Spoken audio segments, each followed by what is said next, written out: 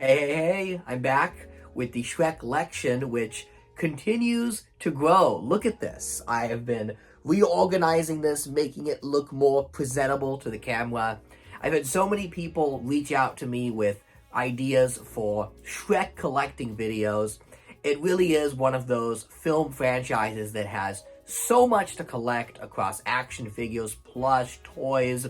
But today I've got something I guarantee you have not heard of, because it's not something that was available to the general public, and it's also based off Shrek Forever After, the forgotten stepchild of the Shrek film franchise.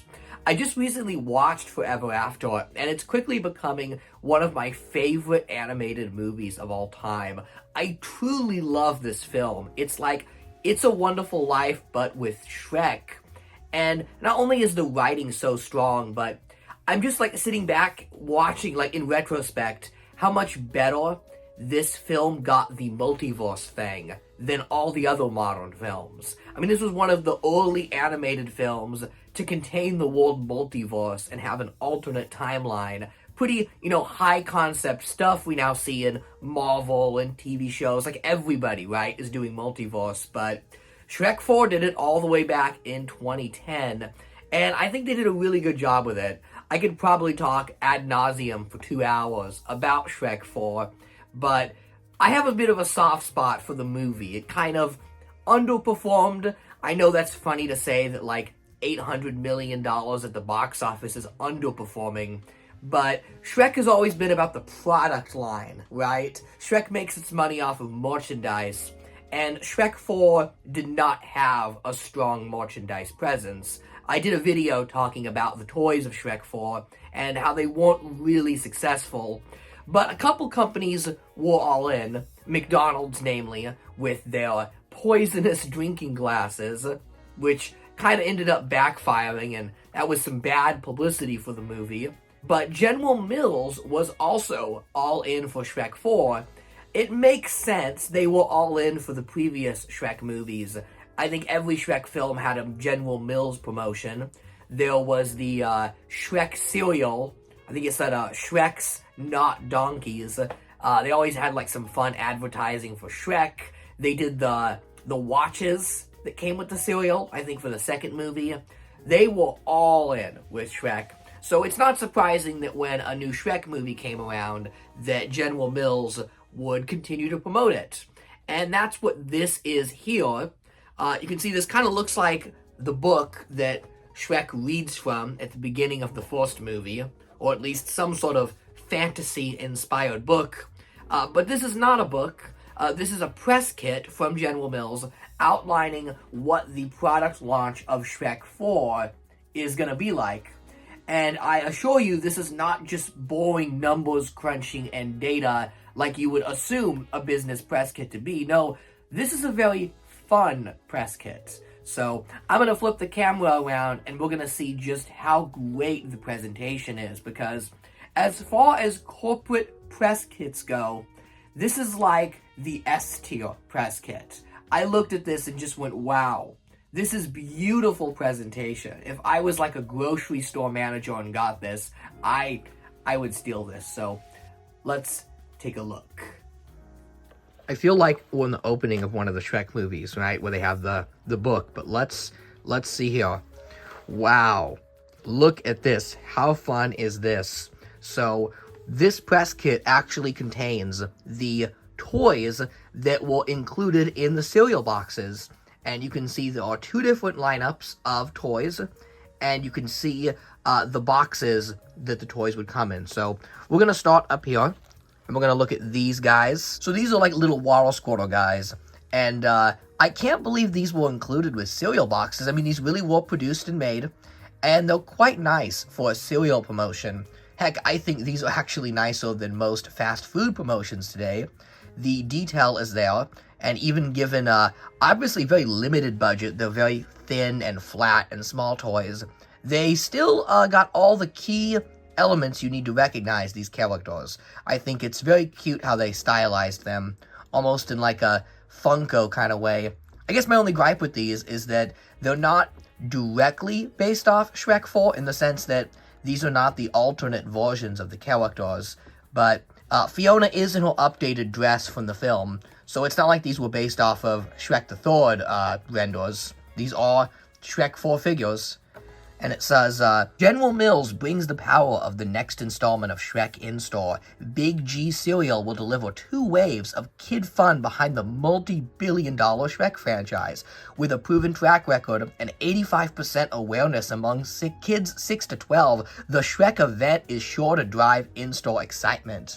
So this is what I was saying, that, $800 million, or I think $700 million, whatever it was, is underperforming for Shrek.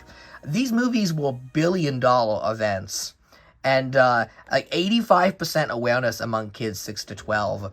I wonder if that is still the case. I mean, obviously it's been, 15 years since the last Shrek movie. How depressing is that? So it kind of makes you wonder, do kids today know Shrek? Does the Skibbity generation know Shrek? I honestly have no idea. I just know among people in my own age group, being 25 to 30, that Shrek is more popular than ever among adults. Shrek is really popular with adults my age. And Shrek's always kind of had that appeal where he even was popular with Gen Xers when the first movie came out. Because, they're really not kids' films. They're adult films with colorful characters that kids will like. So Shrek's always had, cross-generation appeal. I'm wondering if the next generation, Gen Alpha, the Skibbity toilet kids like Shrek. I have no idea. Shrek water squirters.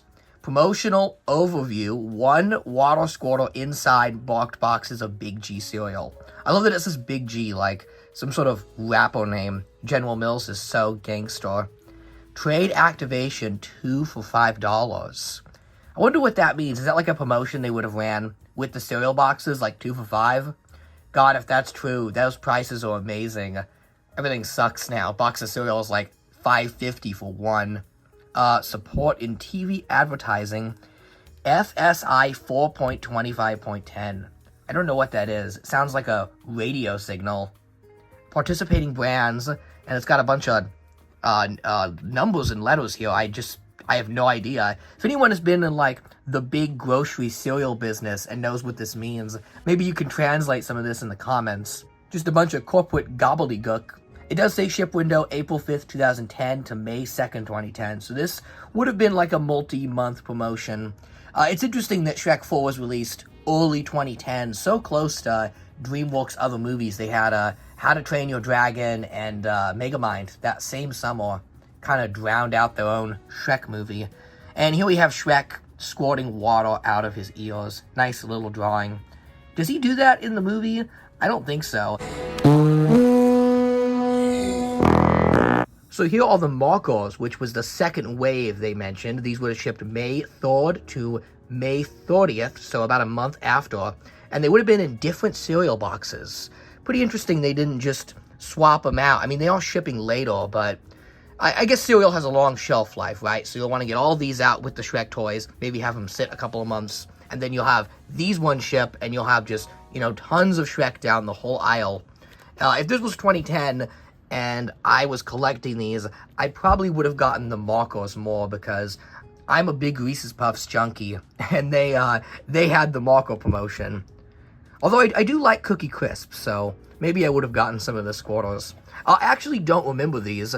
I was big on cereal promotions. They used to have cool toys in them. I remember Ice Age for some reason having some fun cereal promotions, but these days you really don't get anything with cereal, and cereal is not 2 for $5, as it states here. It is much more expensive. So it says 1 neon marker inside specifically marked boxes of Big G cereal, and there's 4 to collect in all: Shrek, Donkey, Fiona, and Puss in Boots. And this is the better set of toys.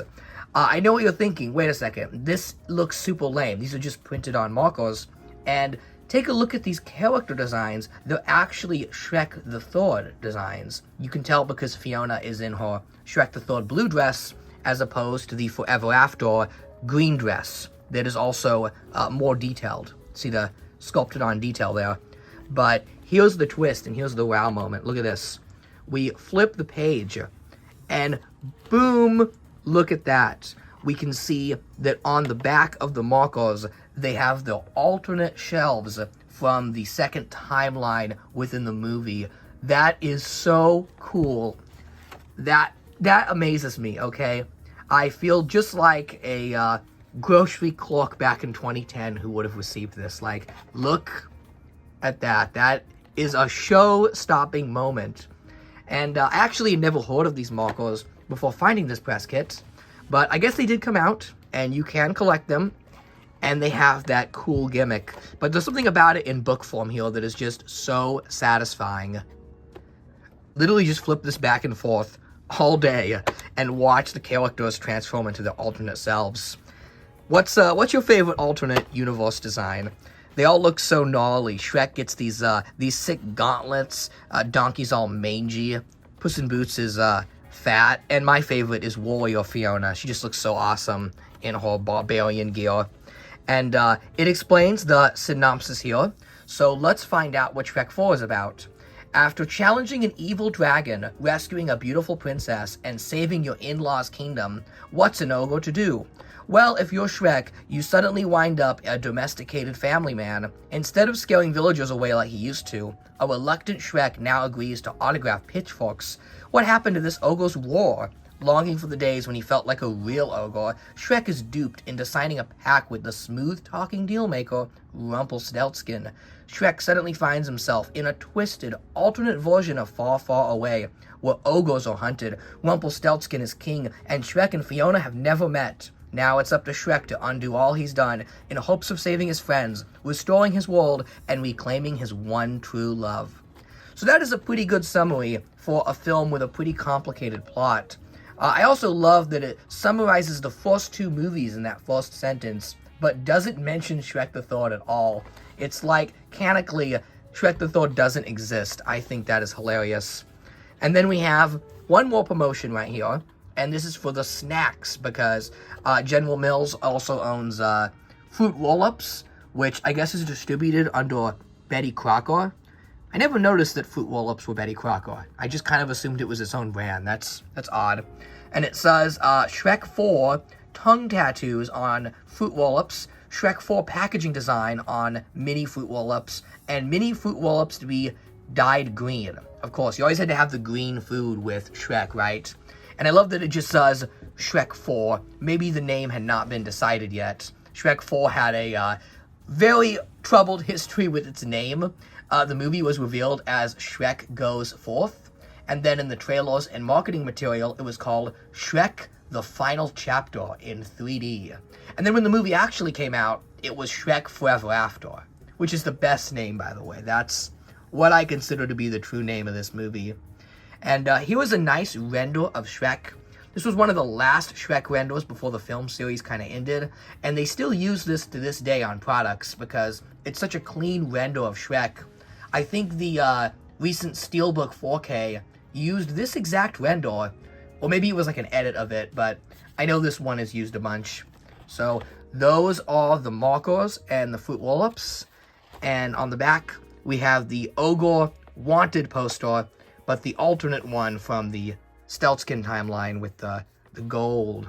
And it says Shrek Forever After, 2010 DreamWorks animation, General Mills. So that is the General Mills press kit. This may be one of the greatest press kits I have ever seen. It is not filled with boring paperwork and spreadsheets like so many press kits are. It does contain all of the, boring corporate information, but the presentation here is a solid 10. I mean, look at this. It looks like something you would collect in Skyrim. Even the cardstock back, which is of really high quality, kind of has some age along the bottom here, like it's a fantasy piece. And you also get the toys. Like, I bought this, and it was actually cheaper to get this press kit than to hunt down these toys individually, because some of these can be quite tough to get, especially that, most kids threw these markers away, right? They probably used them up and got rid of them. And I'm sorry, but that party trick with the markers is just so cool. So I just wanted to show this off because it's one of my favorite promotional pieces.